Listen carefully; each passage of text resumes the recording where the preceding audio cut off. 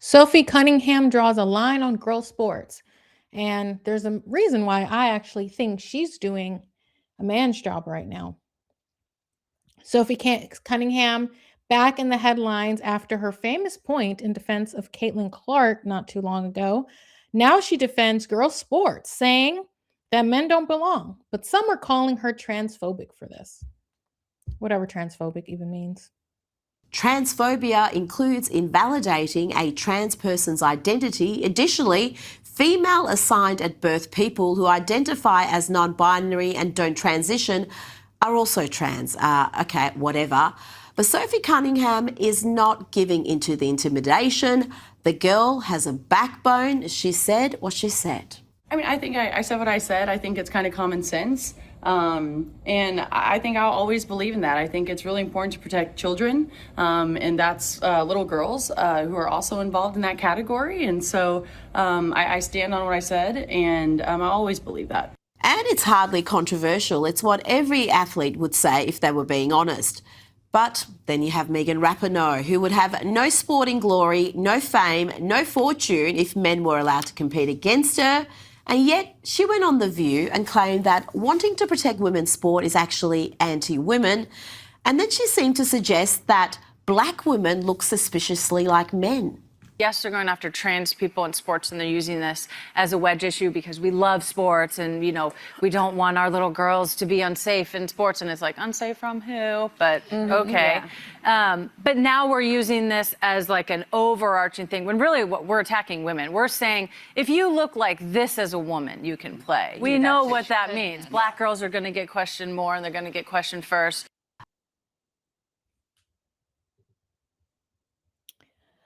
Well, that was awkward. I don't understand what the problem is with this at all. Sophie Cunningham's position is based on facts and science, and I wish that this wasn't a debate that only women discussed. I actually think that more men should get involved in this discussion, more professional athletes who are men, because they know that women cannot physically compete with them. They know that if women were playing football with men or basketball with men, there would be a huge disparity. So where are you guys? Why aren't you saying anything either? It shouldn't just be up to the women to defend themselves when you all know full well that this is completely unfair for men to be invading women's sports, for men to be in private women's spaces like their bathrooms and their locker rooms and their showers. Riley Gaines talks about how she was in a locker room while some man was completely flashing the other girls in the locker room. And this is something I feel like men should be talking about too, but why don't they? Why don't men talk about this? Why don't professional athletes say, yes, this is unfair. Women should have their own spaces. Well, I think society has convinced many men to stay out of conversations like this. But I want to encourage all men who understand the problem here to speak up, because we need to hear from you. We need to hear from more athletes, more people who don't think like Rapinoe, okay, and who are going to actually speak truth, who are actually going to speak based on facts and science. But you have to also understand that this issue is people who advocate for this nonsense really have no reverence for God. This isn't about trans people. This is about God's standards. This is about what God has decided. And this is why many liberals have attached themselves to this position. And it's because it is anti-God. It's because it's anti-God standards. Men and women are not the same. And it does not do any of us any good to pretend as if they are. We are inherently different. And it's designed that way. But we are of equal value. And this is what God wanted. He wanted us to complement each other, not to replace each other, not to compete with each other. We are to complement one another. But that is really the ultimate issue in this situation, rejecting what God has decided. And ultimately, this is an issue that demonstrates society's lack of reverence for God. People have no fear for God. People have no fear for God's standards, and they think they should be able to have everything they want. And anyone who tells them that they can't have everything they want should be silenced. And that is not going to happen. As long as there are Christians out there who are willing to stand up for the truth, as long as there are women and men out there who are willing to stand up to the mob that calls you whatever phobic, and say, no, the truth is this. And that's what we need more of what Sophie Cunningham is doing. And I want to see more athletes doing this because that's what we need right now. We need more truth. All right. Next. So the Democrats, Socialists of America continue to show themselves for exactly who they are. Communists. Okay. Communists.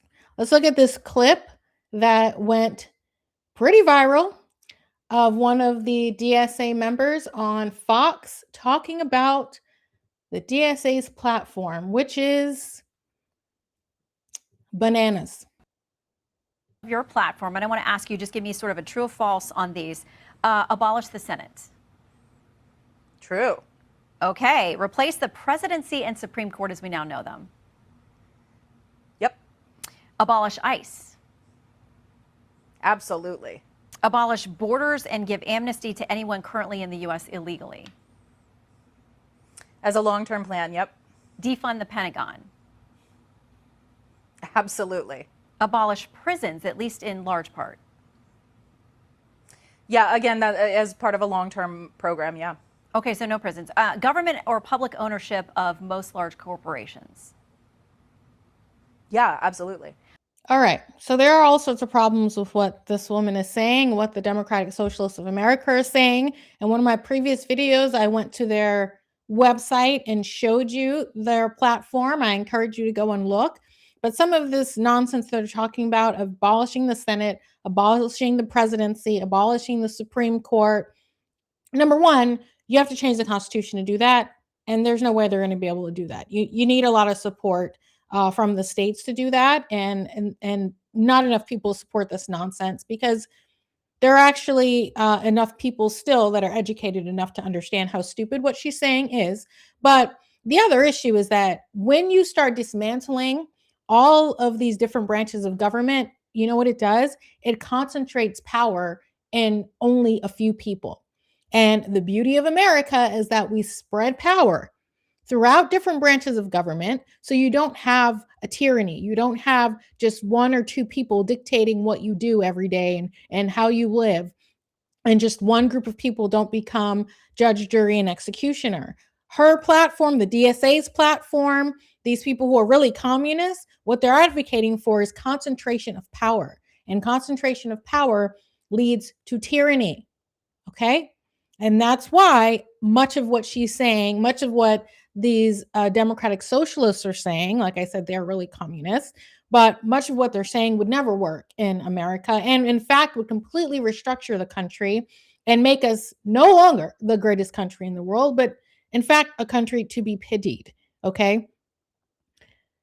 Many Democrats, more Democrats need to stand up to these maniacs because the Democrats are completely losing their party to this nonsense. And a lot of this is because a lot of people are very uneducated in history. They're very uneducated in how all of this works, how communism works. And I know that there are a lot of people who don't understand that there are a number of things that make America very great. Okay. This is why people want to be here. This is why people are, knocking down the walls to try and get into America. And many of the people who left America when Donald Trump was elected the second time, a lot of those people are back, including all the celebrities that say they were leaving because they didn't want to be here anymore. And they are back. Why? Because America is amazing. That's why. But the best thing is America allows you to succeed beyond your wildest dreams. It allows you to excel. Communism does not allow for that.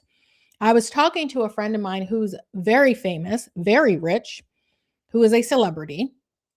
And he was almost promoting these ideas and saying, oh, well, it's not that big of a deal. It's not that bad. And I had to remind him, you don't exist under this type of governmental regime.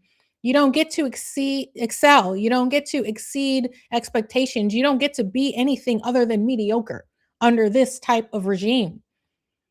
I had to remind him, you're not going to be making millions of dollars and driving a Maserati under communism.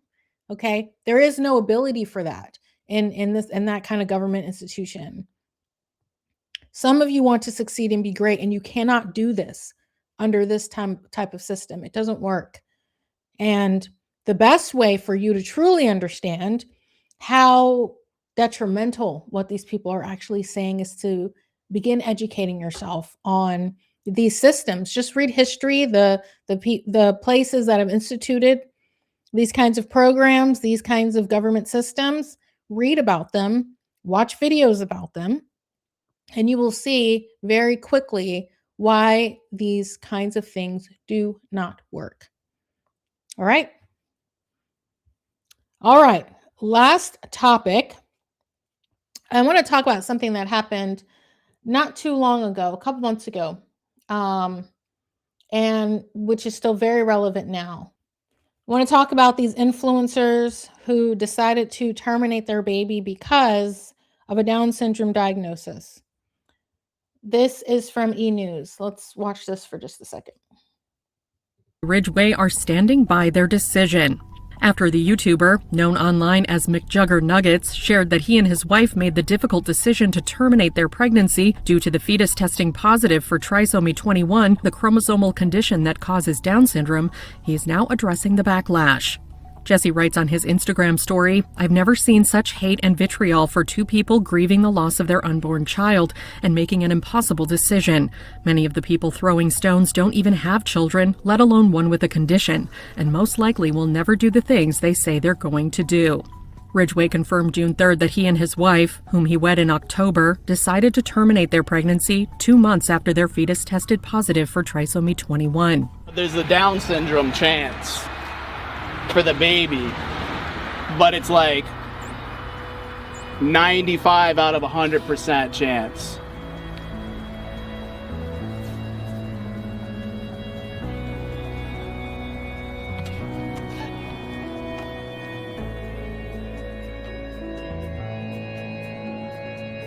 In his latest post, the 33-year-old expressed frustration in response to what he called an extremely traumatic experience for them, adding, "If you can't contribute anything meaningful to the conversation, aside from insults, then just don't post."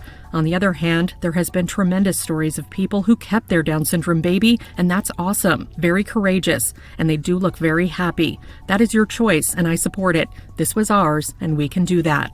Ridgeway also expressed hope that sharing his and his wife's story would shed light on what he believes is a common occurrence. He writes, "The reason this blew up is quite simple. It's because nobody talks about it. I can't blame people for not talking about these vulnerable experiences publicly because you see the disgusting backlash that ensues. It's very divisive. Luckily, after 20 years on the internet, this is par for the course for me, taking on the crazies. So I'm glad I can help further the conversation." Well, let me just say it didn't blow up because no one talks about it. People talk about abortion all the time. I think one of the reasons I think this blew up the way it did is because of how callous I think he approached this, and and not that this wasn't something that they were sad about. It's just, there's another video of him saying, well, of course I'm glad, my parents didn't abort me. I'm normal. As if being disabled makes you worthy of killing.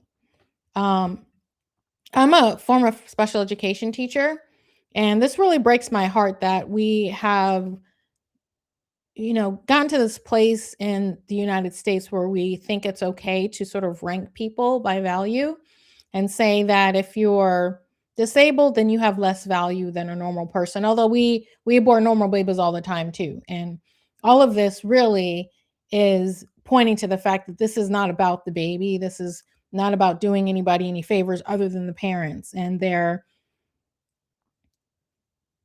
inability to want to be inconvenienced in any way, and to have a child on their own terms. And that's the sad thing about abortion in general, that we have put our own convenience over life. And we think it's okay to get rid of people who are inconvenient, whether they have a disability or not, because the parents did not do this for the child because they think the child is going to have a not the best life or whatever. They did it for themselves. Because obviously taking the child's life doesn't do the child any favors. There's a story that came out in 2024. So January 2024, Spain elected its first parliamentarian with Down syndrome. And it talks about who this woman was. She's about 45 years old, and she was in politics since she was 18. Very capable person. So this is not to say that just because you have Down syndrome, that means you're worthy of you're not worthy, or you can't do as much in society. But this is where we are, and unfortunately, this is another example of society not having any reverence for God, not respecting the fact that God has decided that life is going to happen, and we decide that we can make a decision about whether someone lives or dies. And that is a heartbreaking thing, that we are so callous to do that. And I think, even there's another quote from Jesse Ridgeway talking about the backlash that he's experienced, he and his wife. And he said, quote, "A lot of them use God and Jesus as their weapon and their justification, but it doesn't matter to me because I'm not religious." See, no fear of God, no consideration for the fact that that baby was given life by God, that he and his wife were given a gift, and they threw that gift away because they thought the life wasn't valuable enough to keep. It's really indicative of where we are at this point. And I think we have a lot of work to do in our society on this issue in particular of abortion. Obviously, Dobbs, highlight a lot of where people are on this. And since the Dobbs decision, the support for abortion has gone down. And I think it's important to recognize that when the government grants permission for something, that society tends to follow along with it. And you can see that in many decisions. The decisions that came down after gay marriage, the approval of gay marriage went up. After Roe versus Wade, the approval of abortion goes up. And so it doesn't matter what government decides. It matters when the Supreme Court says something's okay, people are going to start going along with it. There is influence there. What the government decides does determine how society begins to look at that issue. And I think we still have a long way to go, because we're still having situations like this where people think that this is okay. There are some Supreme Court decisions about abortion, and much of it has to do with eugenics and the idea that some people are more valuable than others. And we know that Margaret Sanger, the founder of one of the original iterations of Planned Parenthood, instituted that organization in part for eugenics, to get rid of Black people, to get rid of people who are undesirable, the disabled, etc. And that plan continues today, and it has been very successful. And that is one of the reasons why Christians should never support abortion. It is antithetical to God's design, and we do not get to play God by deciding when someone else lives or dies. So this is a sad situation. It's heartbreaking that these people decided to abort their child because the child was believed to have Down syndrome. I say believed to because I do know people who their baby was predicted to have some sort of disability, and then the baby was born and there was no disability at all.